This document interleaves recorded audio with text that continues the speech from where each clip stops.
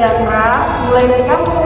Perkenalkan, nama saya Natasha Sukini. Perkenalkan, nama saya Rini Rosyada. Perkenalkan, nama saya Julia Tamara.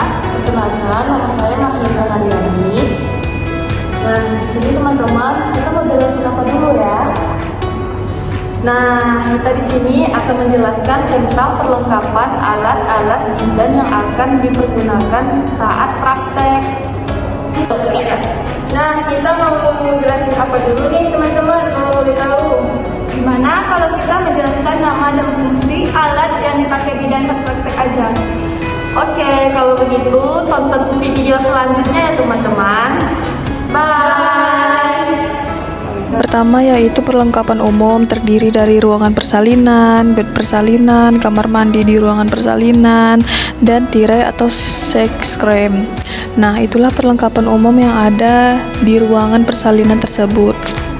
Alat yang pertama yaitu stetoskop, sebuah alat medis akustik untuk memeriksa suara dalam tubuh. Ia banyak digunakan untuk mendengar suara jantung dan pernapasan. Yang kedua, sphygmometer. Alat ini berfungsi untuk mengetahui detak jantung dan tekanan darah manusia. Alat yang ketiga yaitu termometer, sebuah alat medis untuk mengukur suhu tubuh pada manusia. Selanjutnya, alat pengecekan darah dan jarum atau blood lancet dapat membantu Anda, khususnya penderita diabetes, untuk mengetahui kadar gula darah dalam tubuh dengan cara yang tepat dan akurat. Yang kelima yaitu cairan infus. Di sini ada cairan infus berukuran 500 ml. Yang keenam yaitu torniket, berfungsi untuk menghentikan pendarahan pada luka terbuka dengan tujuan agar pasien tidak kehabisan darah. Yang ketujuh adalah sarung tangan atau handscoon yang biasa dipakai oleh tenaga medis agar terhindar dari droplet pasien.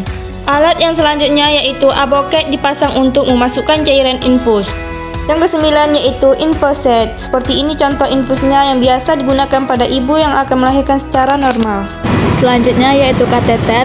Fungsi kateter membantu mengosongkan kandung kemih atau untuk mengeluarkan air kencing ibu. Linex natural, alat yang digunakan bidan sebelum adanya cetak Doppler. Alat ini berfungsi untuk mengukur atau mendengar detak jantung bayi.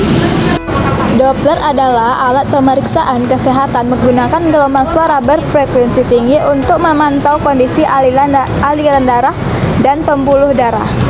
Pelumas berfungsi untuk memudahkan Doppler bekerja dengan maksimal.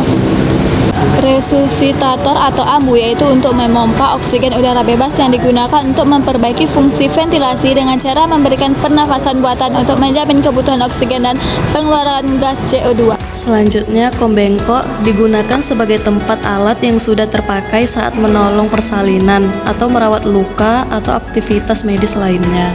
Nah, selanjutnya ada perban kasa, digunakan untuk menutup atau membalut luka, mencegah infeksi pada luka selama proses penyembuhan. Lalu ada gunting operasi, digunakan untuk memotong jaringan, memotong benang, atau menggunting balutan. Nah, selanjutnya ada pinset. Pinset ini digunakan untuk menjepit jahitan luka.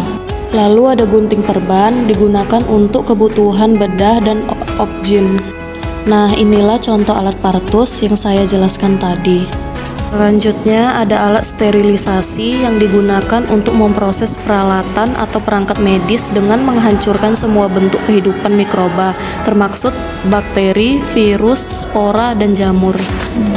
Stetoskop bayi. Alat ini berfungsi untuk mendengarkan suara dari dalam tubuh, salah satunya untuk mendengar suara detak jantung yang mendeteksi kelainan. Perlak steril atau biasa juga disebut dengan underpad pasien digunakan untuk alas atau pelapis pasien yang dapat menyerap dan menahan cairan dengan cepat dan mudah. Nah, baiklah teman-teman, itulah beberapa nama dan fungsi dari alat-alat kebidanan. Semoga teman-teman setelah melihat video tadi dapat mengerti nama dan fungsi alat tersebut. Sekian dari kami. Assalamualaikum warahmatullahi wabarakatuh.